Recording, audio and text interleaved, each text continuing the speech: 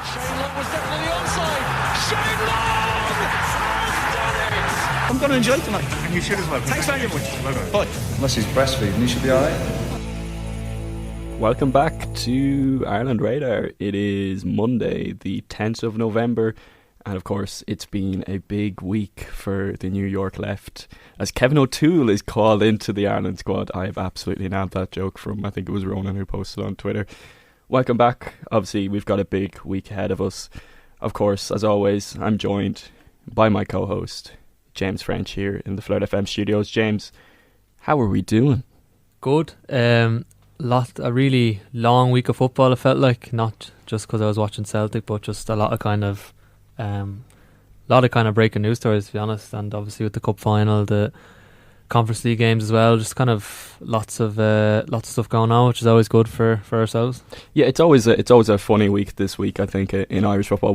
Last week we talked about the end of the League of Ireland season, and then you go straight into the playoff final, the FAI Cup final. And then I feel like it feels a bit odd because you're talking about the end of the season and you still have two teams playing in Europe, and now we've got a big Ireland game on Thursday and another one then following that just against Hungary, and obviously all the news that comes around that. So it definitely doesn't feel like a season that's tailing off or ending or anything like that. It feels like there's still so much to talk about.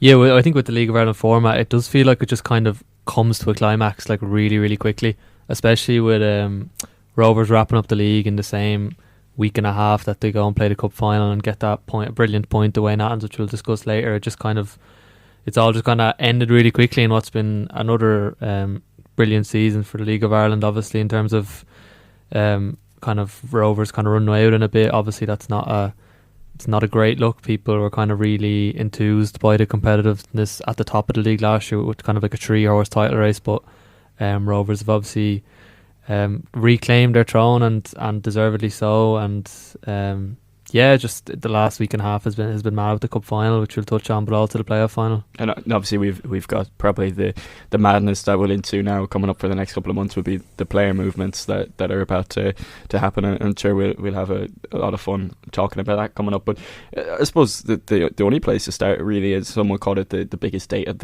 maybe the Irish League's calendar is the FAI Cup final. This game, we said it was a Cork City 0, Shamrock Rovers 2. We did expect a Shamrock Rovers win coming into this game, but I mean, I think Cork did very well for large portions of this game. Even just before the red card, it was a very competitive game and kind of the one that you would expect like a crowd like that to come to the Aviva and just make anything happen. You would forget watching that game for a long time that it was first place versus last place in the league table. And of course, Cork have a lot of players that can, individual players who can really just show up and perform, and for a long time they did. But yeah, what was your thoughts on that game?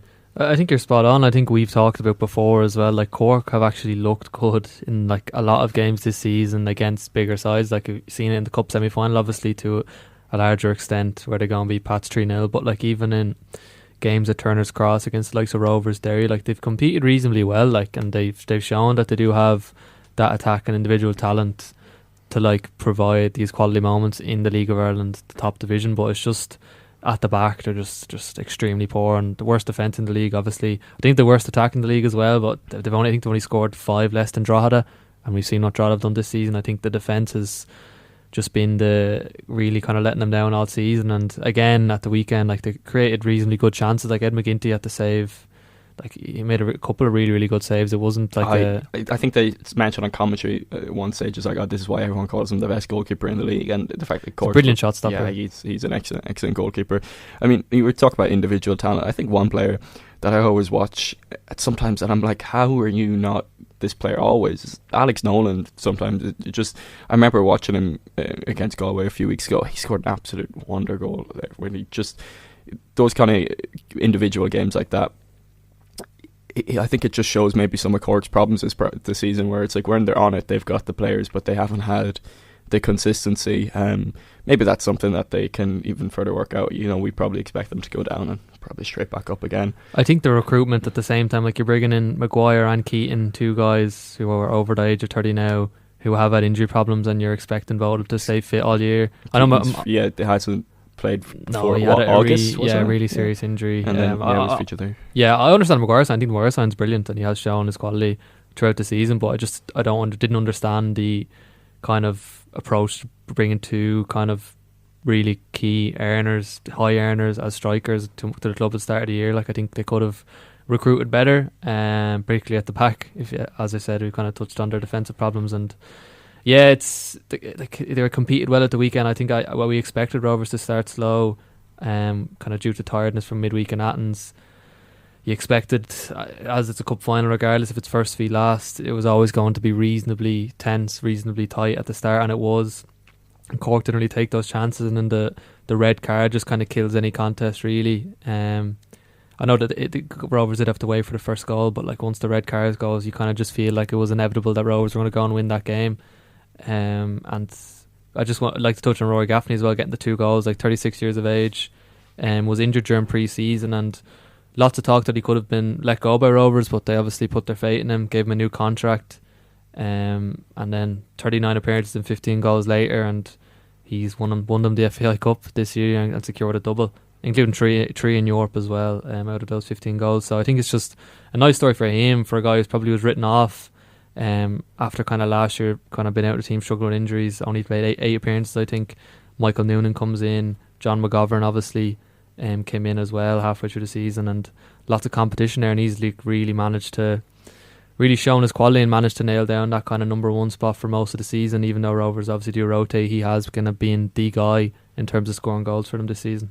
Yeah, obviously we said that the red card was a shame in that it ruined what was a very competitive game up to that stage. You can see it was like the playbook red card, like it was so obviously a red card, but I guess I can kind of see how it happens. You know, the crowd were up for the game, you're kind of in a Cork position, you're the underdogs, you're fighting for everything, and maybe just got a bit too over eager in the challenge. It was similar to I don't know if you've seen the James Norris one at Shells in the Euro. Yeah, they were very similar. Both very similar, just kind of over enthusiastic challenges, looks really bad, and it's a red card all day in this day and age. Yeah.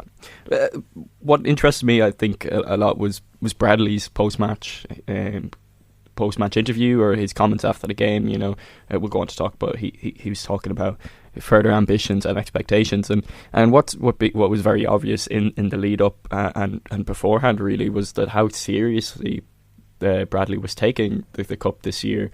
Like, to some extent, we've talked that he's maybe rotated players in Europe and saved them for the cup, which has been, you know, baffling. I think a lot of people have been confused with that in Irish media. I think you said last week, it's just, you've got a lot of players, you've got to play football. It's tough. Like when Rovers we'll talk about the Athens game later, but like Rovers are going to Athens where they're expecting to probably lose. I'm not saying they're going in thinking they're going to lose, but like they're expecting a really tough game, and one where they're probably going to lose by a couple of goals. So like half rotating the side, prioritising the cup final, you do have to understand it from one perspective, I think. I think one thing Bradley is very good at is setting down a marker early on in the season. I think it looks like the double was the goal this year, because he's talked a lot about the Shamrock Rovers team haven't done it since 1987, 38 years. Yeah, and he has ambition now to try and do 3 in a row with that, which is what he's brought up. But I didn't realise there was such emotional ties to him for this cup, and it makes a lot more sense now why he was so heavy on prioritising this cup. I do understand your points, like play rotation, but I do think this cup was like his main goal this season with the league, and you've got to say fair play. They're competing. They've been competing on 3 fronts. They did very well in the league. They win the cup, and then they're still doing all right in Europe as well. They had a fantastic performance in the week. They were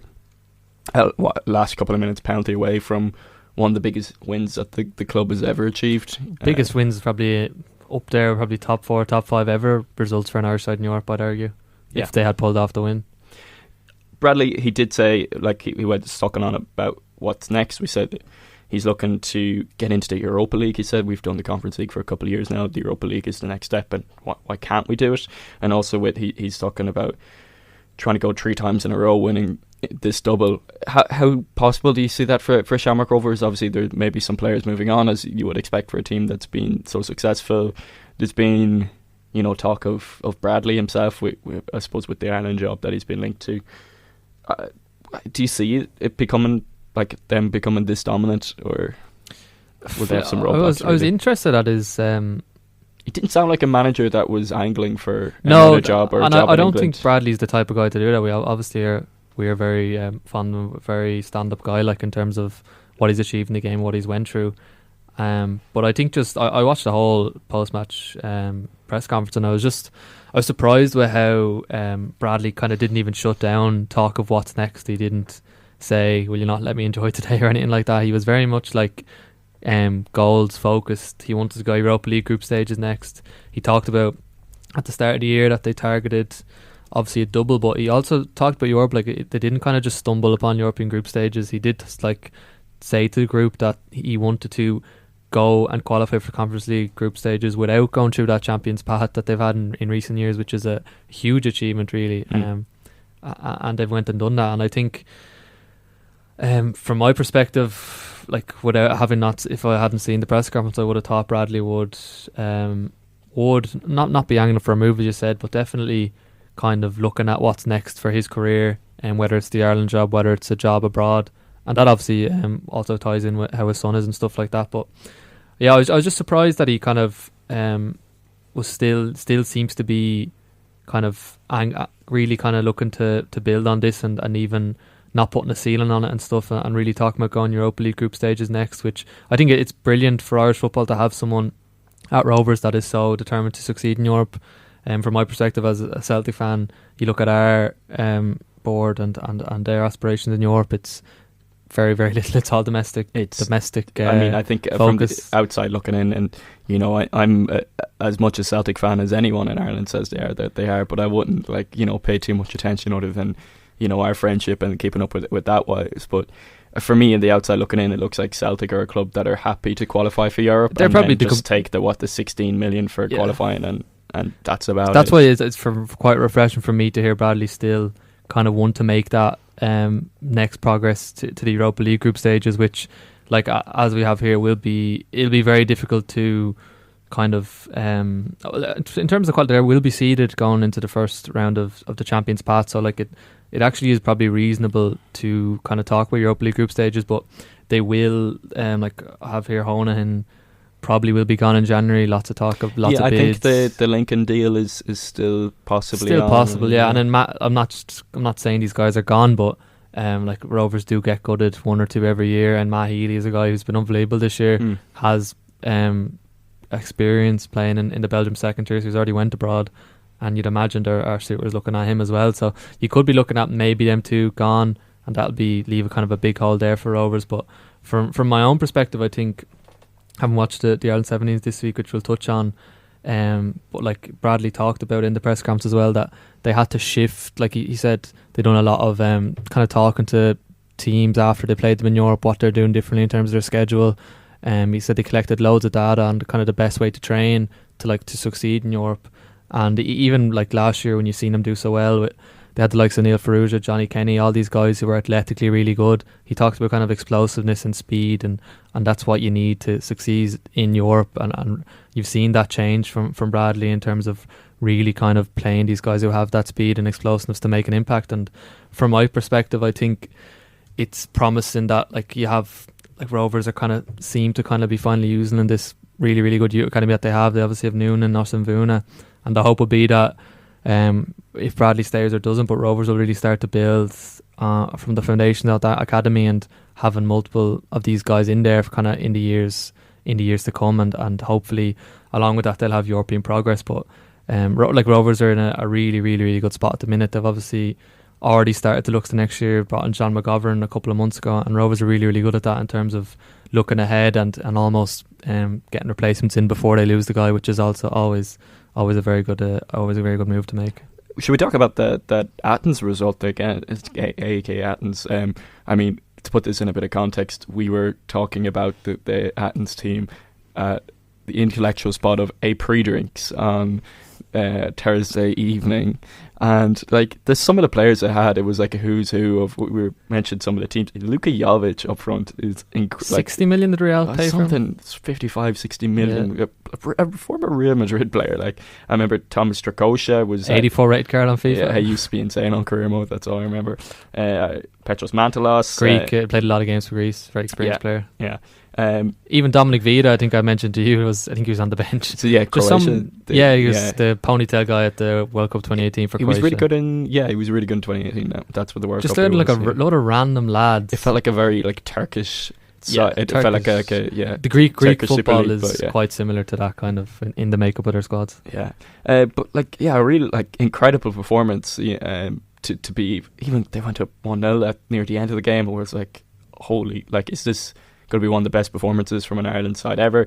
Even at 1-1, it's an amazing result. And I think what we were talking about was if anything, it sometimes I don't want to everything. I think Bradley would probably get sick of all the comparisons, but it's a good advertisement of why he should be in the running for an Ireland job, because he's constantly going to Europe, performing against these bigger teams, and even if they don't get the result all at the time, they're always at least competitive in games. And this it's not to forget that we said this last week, but Athens beat Aberdeen 6-0 last week, and that's an Aberdeen side who have like a far superior budget than Shamrock Rovers, have spent like actual money on players this summer for like $1 million plus on multiple players. Like Rovers don't have the capacity to do that, Aberdeen do, and they got bet 6-0. So just to show that like the quality of this Athens team, like, and even I've seen a lot of I was looking at the replies on Shamrock Rovers Instagram or Twitter, and I seen a lot of Athens fans giving out about how Rovers played and how they kind of obviously very defensively set up and stuff like. But you have to take into context like Rovers. Firstly, Athens transfer market 70 million compared to Rovers 4. We've named the guys there that have like 40, 50 plus caps for their national teams, decent national teams, as well as that, and you've got Honan, Matt Ely and Rory Gaffney, 3 of Rovers' best players this season, who all sat that game out, obviously with the cup final at the weekend. Danny Grant and Aaron McAnifton only came on at half time. Like this was probably an under-strength Shamrock Rovers side going to AEK Athens and getting a point, like, and I think that should be taken into consideration as well. Yeah, like it's just, we often talk about how important these European games are for the players, but to have a coach that's being able to do that as well, it's some experience, and it's just, I think the Conference League has added so much to even the domestic product in Ireland and given us, ourselves much more to talk about, to think about, but also I think a lot of these players are just even get the European experience playing against these sides, and they've got another tough game next. They're Shakhtar Donetsk at home. The games aren't getting any easier for them, followed by Brady Bleak and Hamrun Spartans. It looks like they're going to need 6 points, maybe a point against Shakhtar, but that could be needed as well with the logo, with the kind of Rovers high goal difference. Or like they think they're -4, -5 goal difference, so like they could very well need a point against Shakhtar at home as well. It wasn't the best of fortunes for Shelbourne, however, a 1-0 loss to Drogheda.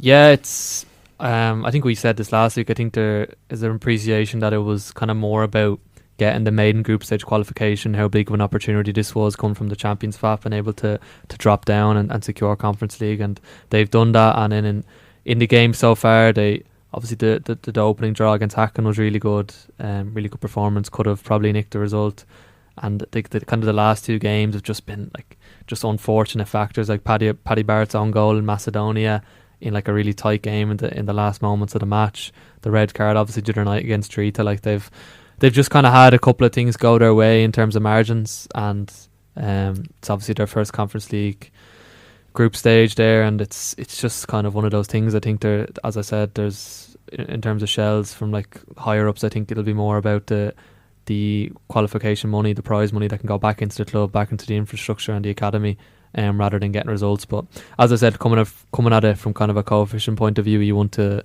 Irish teams getting as many points as they can, and this would have been a game that they would have marked as like a game they really can win at the start, and they've obviously went and lost, which is disappointing. Yeah, that's 3 games for them. They haven't got a win yet and no goals so far.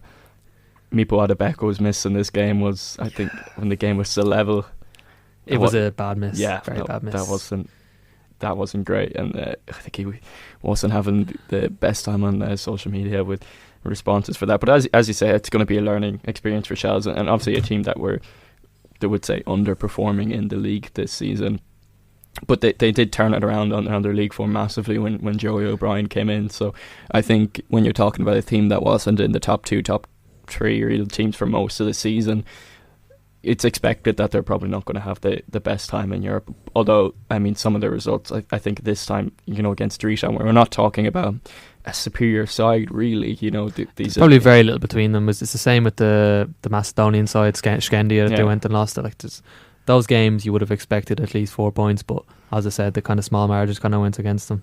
I think we would agree. I think if it was Shamrock Rovers who've had a bit more experience in the competition getting those results, then it would be time to be very critical. But for Shelbourne, we don't really know what their expectations are of the competition. It would be nice to see them doing a bit better, and I would argue they probably should be beating Drisa, but obviously you got a red card in the game. But there's probably not much more else. They do have that kind of, they finished third in the league, so they will have Conference League qualification games next year. I think it's round 2 now that Rovers won the league that they'll go into, and they'll have Derry go into Europa League qualifiers. Europa League, I think, and Bows go into conference as well. Yeah.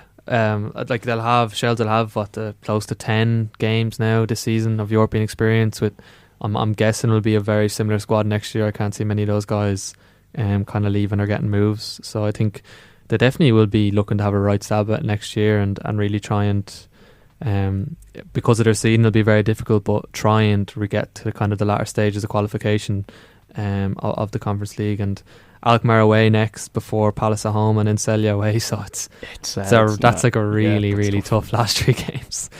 So I'm sure the Shell away to Alkmaar will be a nice one. Obviously with Troy Part there, a couple of nice stories there, and I'm sure Shells fans will enjoy going to Netherlands for an away trip. I know the high regard in which you're held and the respect people have for you, including kids who are wondering why the toy man is being in the news so much. I want them to be happy and hopeful and proud to be Irish. Really. Well, that's exactly. I'd like to add, people have families. Yeah. My relationship with the children of Ireland is so important to me. I know that sounds grandiose, but actually it is. I've never seen anything like it. My name has been desperately sullied.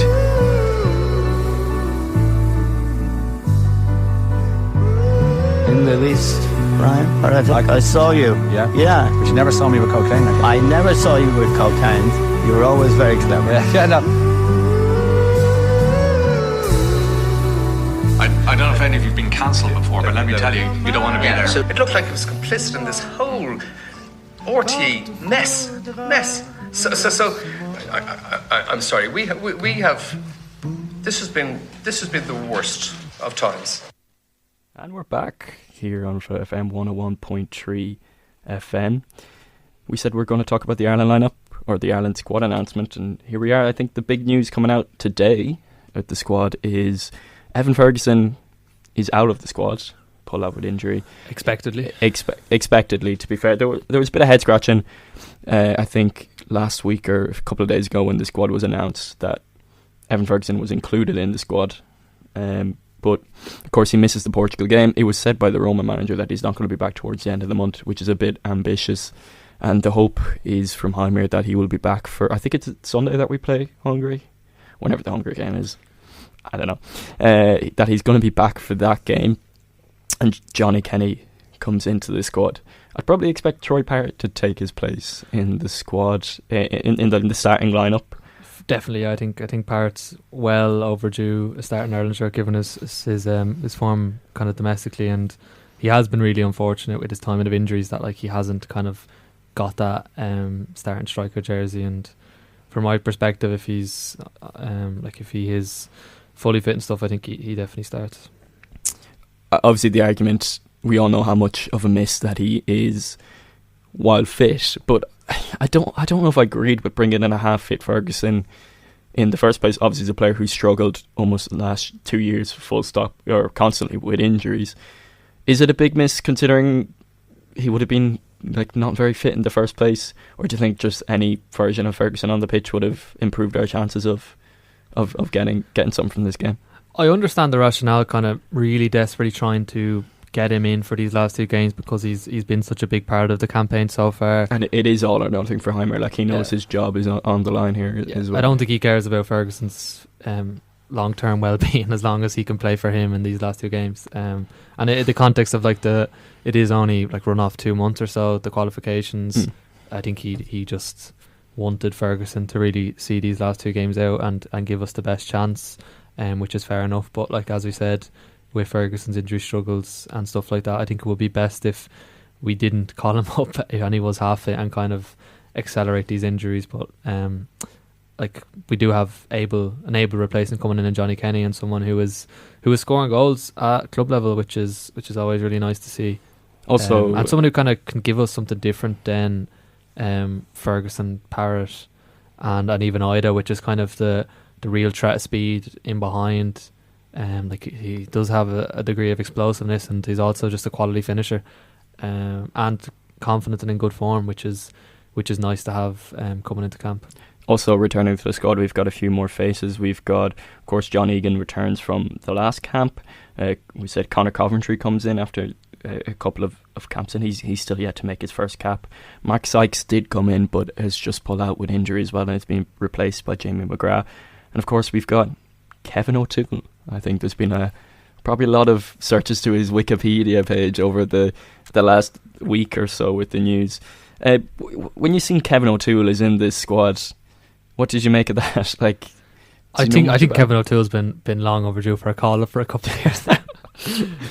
No, when I seen it originally, because someone showed me this Ireland squad and I was in a lecture, and I just my original thought was someone went in and actually like edited, maybe put their friend's name and photoshopped it onto the Ireland squad. That was my initial kind of reaction. And then upon research, obviously we know who Kevin O'Toole is now at New York City, a left back that we have very little options in that position in this camp. But Will Ferry and Josh Onan both carrying knocks. So here is Kevin O'Toole. Carrying knock? Was he not playing the cup final? Onan, yeah, but I think like, he has been looked after the last couple of weeks. Like, he is carrying a knock. I think he just kind of played through at the weekend. It's a strange decision not to bring him in. I still think, well, considering he's been involved in squads. I'm sure like Onahan he's on standby at the moment. Is he on standby? Yeah. I would have thought that if he was at off, he would have been in over O'Toole. Like, I'm sure like Rovers physios, whatever, have looked at him and said that he probably shouldn't be playing any.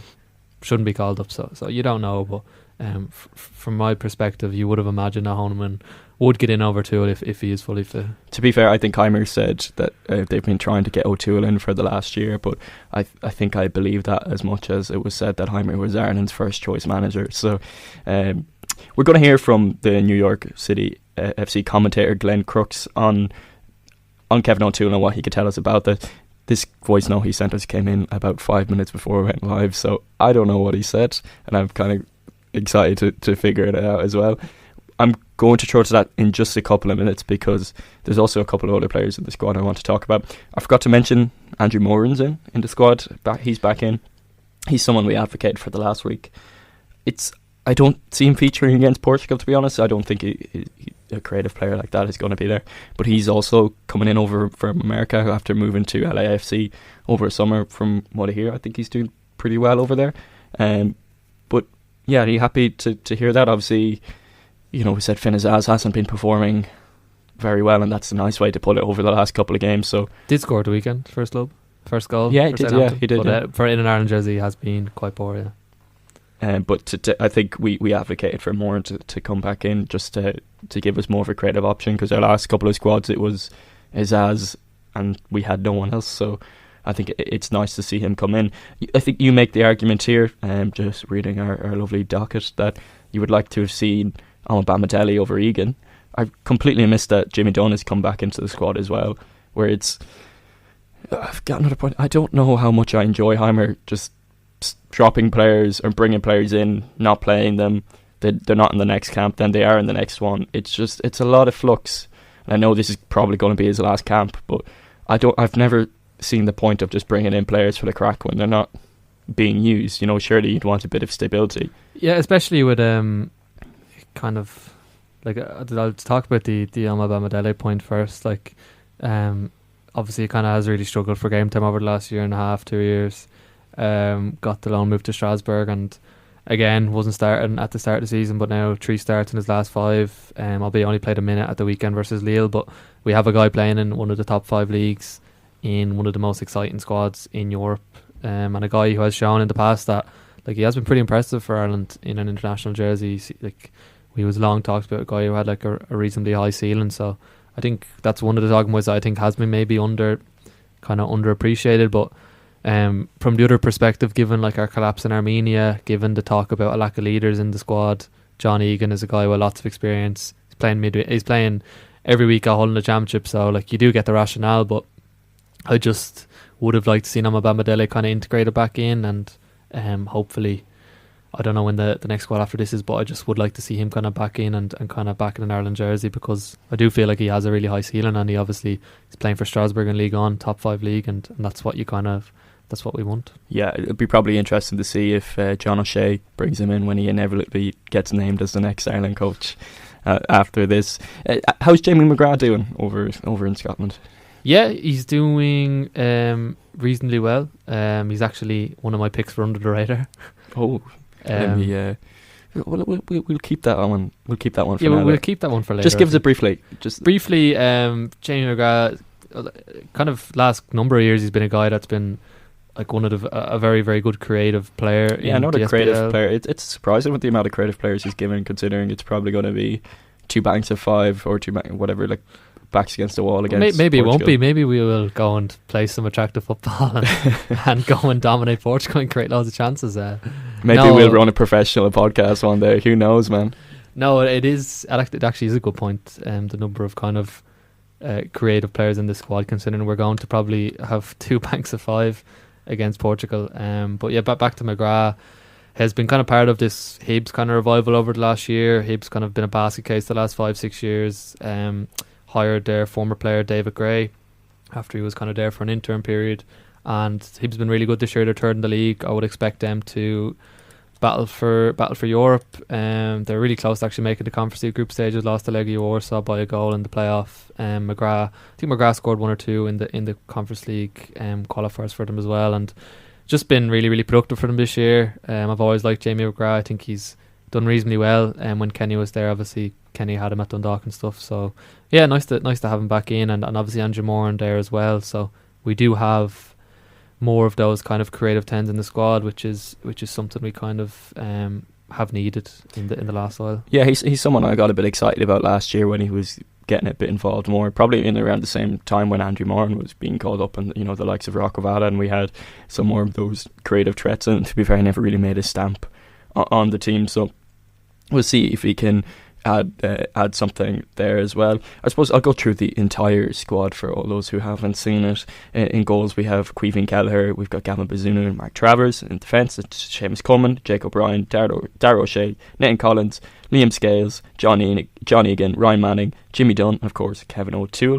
Midfield, Josh Cullen, Jack Taylor, Jason Malumbi, Finn Azaz, Conor Coventry, Jamie McGrath and Andrew Moran, Johnny Kenny, Adam Ida, Troy Parr, Mikey Johnson, Chio Ogbeni and Festi Ebusele. Before we go on to hear from Glenn, anybody else really that you would have preferred in the squad, or you think it's pretty nailed on? I think it's hard to argue with a lot of it, just with the injuries and stuff that we have. We kind of have a bit of an injury crisis within the squad. I don't think there's many guys there that I would say should be in over someone else. Like, I think other than the Bamidele over Egan one, which in itself isn't a glaring issue, given Egan probably won't start, but it's just kind of a talking point I would have had. I don't think there's really much to really argue about. Okay, so we're going to go hear from Glenn now to tell us all about who is Kevin O'Toole and what he might bring to this Ireland squad. This is going to be hear from him for about 5 minutes, so it gives me and James a bit of time to relax, and yeah, we'll come back to you in a few minutes. Well, he's a Jersey boy from Montclair and played at Princeton University, where he was a 2-time Offensive Player of the Year in the Ivy League, which is a decent conference nationally, but there aren't a plethora of players that come out of the Ivy League who play professionally. In MLS, interestingly enough, his teammate, Matt Freese, who is now currently the #1 U.S. men's national team keeper, and they are great friends, played at Harvard University. And they're two of the rare Ivy Leaguers in the league. But what he developed there as a midfielder mostly was the ability to attack, especially on the dribble. So he is clever at times in that area. And now that he's at the back, which when he was at the Red Bull Academy, he's interesting because he's a New York City FC player, but his academy level, he was at the Red Bulls, which is the arch rival. And it was there where he started playing fullback on the left side. With New York City, he came on and played a significant role in 2022, made his very first start for New York City in a significant game, a competitive game, in the Campeones Cup final. He played 90 minutes, and that was the first of 6 consecutive games where he started. And the coach at the time, Nick Cushing, just couldn't take him out of the lineup all the way through to the Eastern Conference Finals, where they ended up losing to Philadelphia. Then in 2023, he had to fight his way a little bit for the job. And as he stated quite clearly, he felt very much like it was his to lose. So he's been very much a regular in 2024 and 2025. And not only playing left back, but under Pascal Janssen, they've played a variety of shapes. So he can play wing back out of a 3-back system. We've seen him play in the number 6 role. He can move inside and play in the midfield. That's normally been in maybe an emergency situation. For instance, the last game he moved into the number 6 after Andres Pereira, the starting midfielder, went down with a serious injury. Eventually, Kevin found his spot in the midfield. Also, the way they play, a lot of times he'll end up as the 6, just in the way that they attack and they're shaped that way. So he's comfortable in multiple positions. And I should mention that he also started at left wing in the first 2 games of the playoff series against Charlotte. So he was the wing out of a 4-2-3-1, let's say.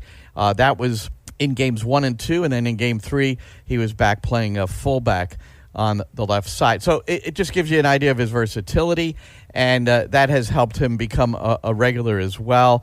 He's not the prototypical guy, that gets drafted out of an Ivy League school and then ends up being, a regular on a top team. But that's the way it's gone for Kevin. And part of it is his persistence. He's got a great attitude. He doesn't get too high, doesn't get too low. He's a student of the game. Nick Cushing, the former coach, once told me that he just really enjoyed spending time with Kevin because he was constantly talking the game, analyzing the game. He watches other games. So he's very much involved in trying to make himself better through watching the game, whether it's film sessions looking at himself or watching others in the position. I'd say his weakness early was more on the defensive side, sometimes organizationally, but especially 1v1 defending. But he's improved dramatically in that area, so he's become a good defender. And then on the attacking side, initially he was so focused on the defending because now he's a fullback on the professional level with the senior team, and he was very intent on making sure things didn't happen on his side of the field, and he was a little more reluctant to get forward in the maybe early stages of his regular appearances as a left back. But that has since developed, so you will often see him in the opponent's defending third and New York City's attacking third, creating, whether he is inverted, because you'll see him underlapping a lot, or is he overlapping, getting service, on occasion getting the shot off. So he's become a really, really important player, and I'll tell you what, he is the kind of guy, and one of the reasons I think he's on the positive side of the head coach, he's a tough hombre. If you want to be trite about it, the guy you'd want in the trenches with you, if you're going to battle, Kevin O'Toole is very much one of those guys. So he combines all those different aspects. And how he'll fare on the international level, The thing that his college coach told me when I asked him if he thinks he'll make it as a pro, the thing that stood out to me, because it's true, is that he will always play and get to the level necessary to compete and be effective. And that's what's happened in MLS, and kind of anxious to see if it can happen on the international level as well. Thanks for that, Glenn. So, very interesting stuff about Kevin O'Toole there. Obviously, he sent in those 5 minutes, but I've also read some of I think Glenn has done a bit of rounds with the Irish media throughout the week.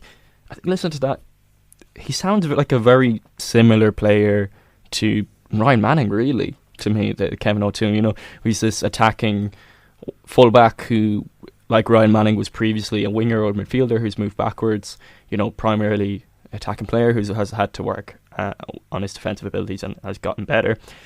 And you can really see how he could fit into an Ireland system or style. I was a bit confused with his call-up beforehand. We were talking beforehand, why did Honohan not just get it? But this sounds like a player that really has all of Heimer's principles as that left-back. We normally have maybe a more defensive player on the right. We expect that's probably going to be Seamus Coleman against Portugal. And then the slightly more creative player, which has been Ryan Manning recently, on the left. And yeah, it sounds like that. What interestingly was his ability to play in midfield. Now, I was struggling to understand, does that mean that he was playing games in midfield or just inverting and kind of playing as that number 6? But I wonder, does he become an option there as well, given how light Ireland are in midfield? I think we probably can expect him to start against Portugal, and I think I'd imagine he'll just be the kind of left wing back. I don't think he'll be a choice in midfield. I think it was more of a, like, he has played there, or maybe his upbringing in football was midfield, and then he was kind of converted to a left back. Yeah, something like that. And it said that he's got a very attacking coach at club level who likes to have his left backs kind of form that player in final third. Yeah, all really interesting stuff. Does sound like he might be a decent fit for Ireland, but I guess time will only tell. Also, interestingly, I only found this out the other day as well. His sister Gillian is the captain for Treaty United. Did not know they were related, but yeah, really very interesting stuff. Yeah, really interesting. The more you know. Also interesting stuff. Heimer Hallgrimsson is part of Indonesia's shortlist. Indonesia's shortlist for a new manager. According to the Irish Examiner, they've lost their recent coach, and yeah, he's supposedly part of their shortlist. Indonesia, who are rated like 121st. Heimer must like international teams like the beginning of I, yeah, the famous I's in Iceland, Ireland and Jamaica. Yeah, it doesn't seem like a case of him falling up the stairs. This one would probably be seen as a downgrade of to the Ireland manager. But do you know who the former Indonesia coach was?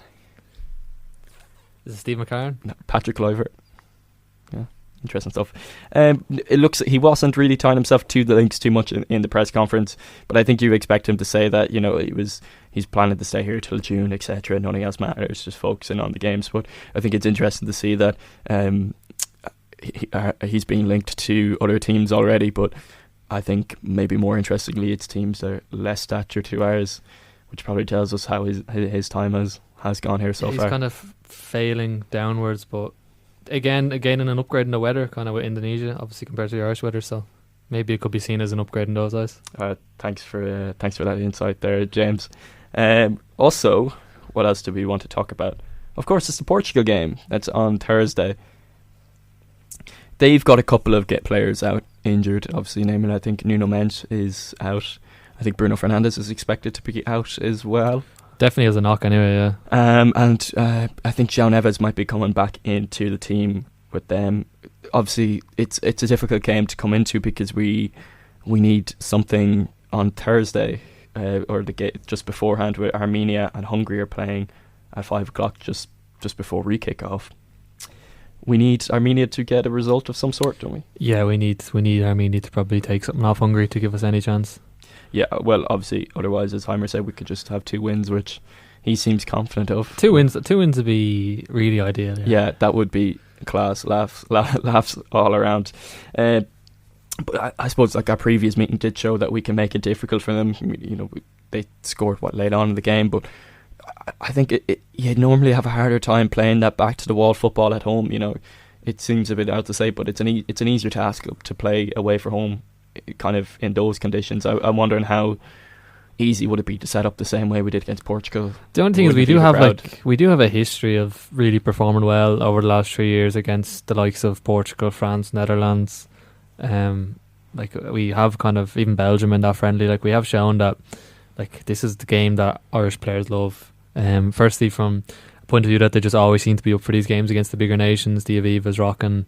There's just obviously a real kind of vibe around Dublin and just around the stadium and stuff when these big teams come to town, but also just the way we play. We obviously are kind of, we like to be compact out of possession, or as Heimer likes to say, we like to be compact out of possession. We're obviously not great with the ball ourselves, so these games just suit us, and naturally we kind of perform better in them. And I was just having a look at the November 2021 game, World Cup qualification campaign for Qatar, I think it was 2022 under Kenny. I think we were pretty much out of the qualification race, it must be said, at this time, and I think Portugal were coasting to top spot, but we did hold Portugal to a 0-0 draw, 12 shots each. We actually out XG'd them, so we won the XG Dior. Mikel Arteta will be delighted to hear. And we had I was just looking at, we had an attack of CR7, Callum Robinson, Achio Agbene and Jamie McGrath, and I think Agbene and McGrath were both in League One. 2 Premier League players in the whole team, and 3 if you include Jeff Hendricks. So like that was a much worse team on paper, really, if you look at where the guys' clubs' careers were. But we were able to really compete with Portugal, and as I said, kind of create more chance to win. That you'll also remember the Matt Doherty disallowed goal that lots of people like to argue should have maybe been allowed.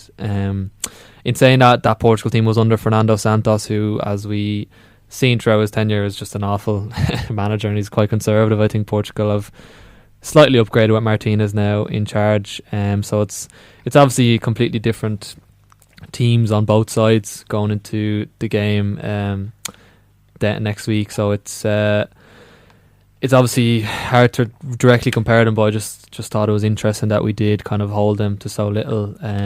What was that, 4 years ago now, and we're probably a team of guys that were in worse situations club wise. Yeah, obviously we've talked before. It's so unfortunate that 2 of our key players from the last time out against Portugal was Ryan Manning and was Jason Malumbi, and it's going to be really a big loss for them. I think the interesting question in midfield is who's going to partner Cullen. I mean, it's likely that Cullen's going to play.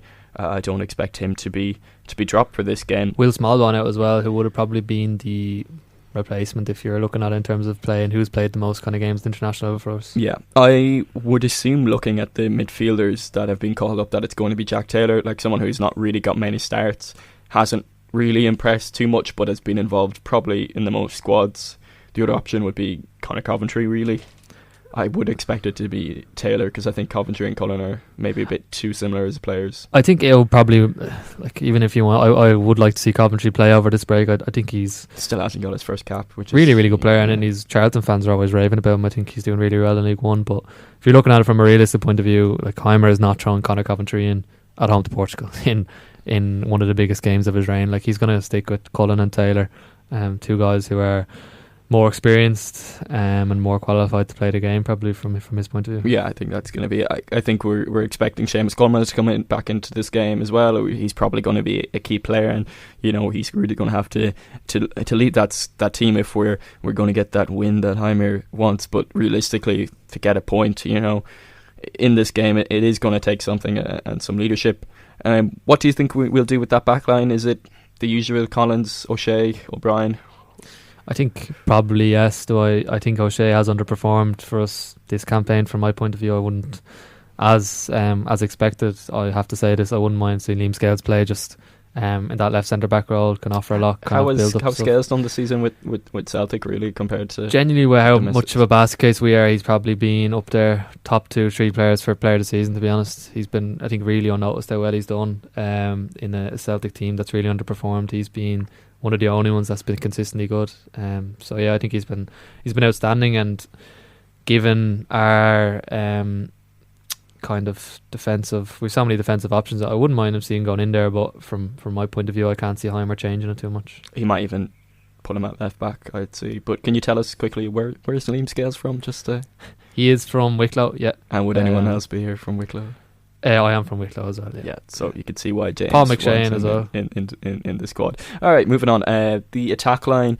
I think it's interesting to see who he goes. To be honest, I expect him to go with wide players of Ogbene and Ebisele. I think he's going to repeat the experiment of getting as many players who can play defenders on the pitch at once, like he did against was it the Armenia game at home, where we had 6 defenders on the pitch.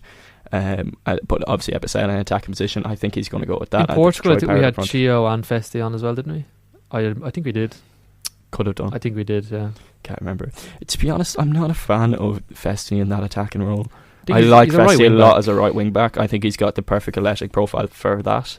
I'm not too sure about him as like an attacking. No, I don't think technically he's up to it, like in those attacking areas. I'm not saying he's a technically bad player, but he's better in those areas, going from right wing back, driving on rather than having to create things in behind. I think Troy Parrott is going to have a very difficult game.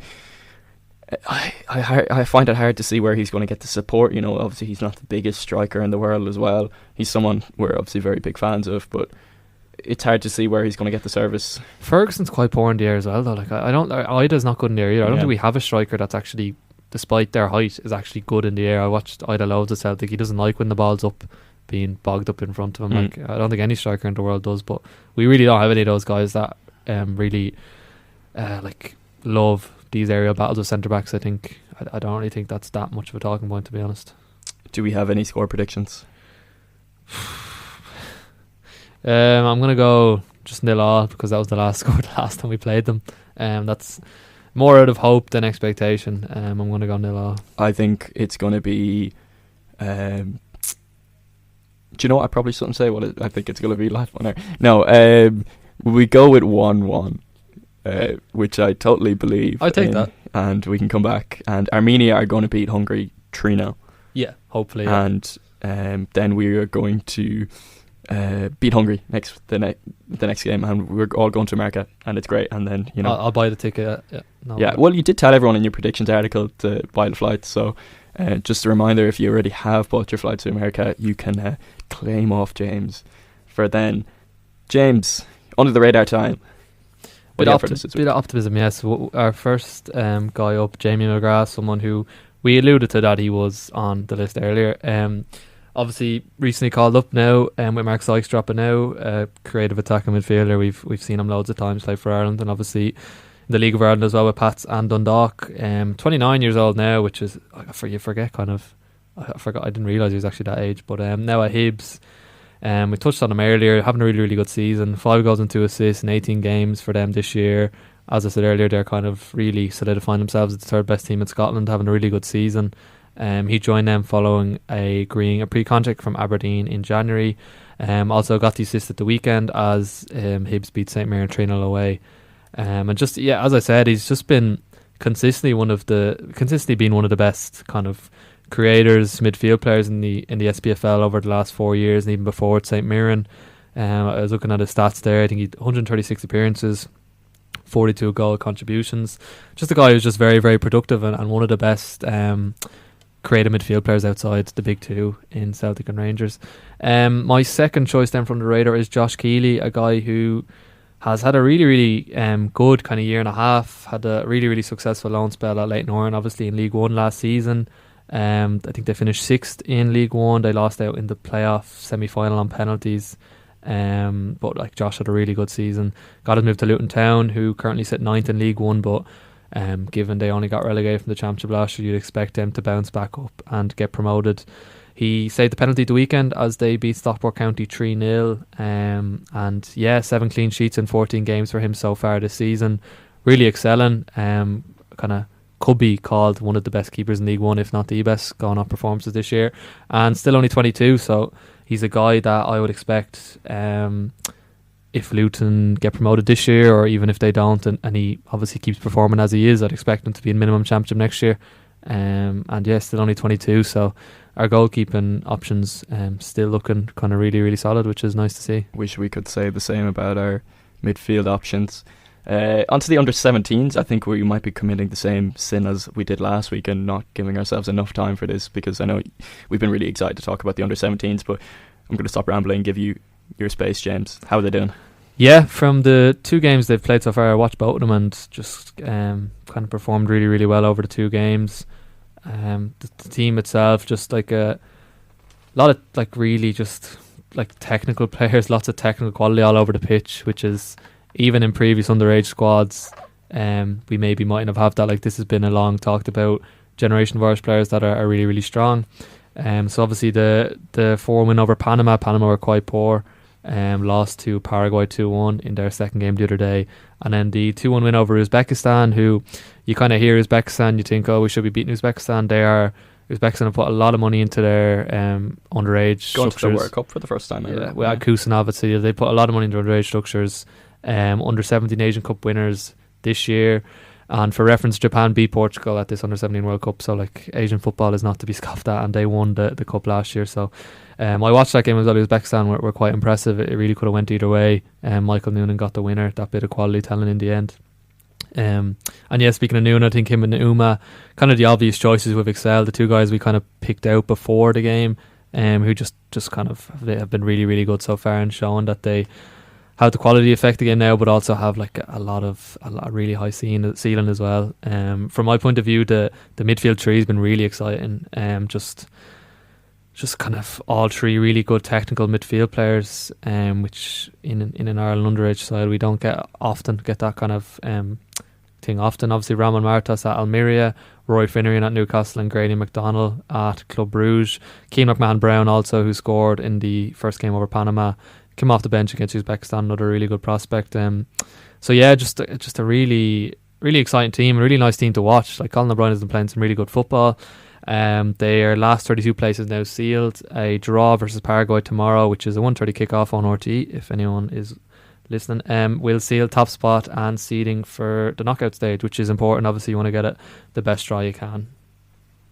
Yeah, very good. Yeah, it's interesting what you say about the technical players there. Obviously, it's hard to judge players at under 17 level because, you know, once they develop further, it's hard, you know, we're not really in positions to say like this player is going to make the jump and this player, because they are still so young. But obviously, I think Michael Noonan's been the one we can see from like a League of Ireland perspective, where it's been like, oh, has he been a bit too, not so small, but you know, he's a young player and has you know, proved that he can play at that physical level. You can really see the difference as well with like the Panama defence, Uzbekistan defence. He was using his body so well, winning frees.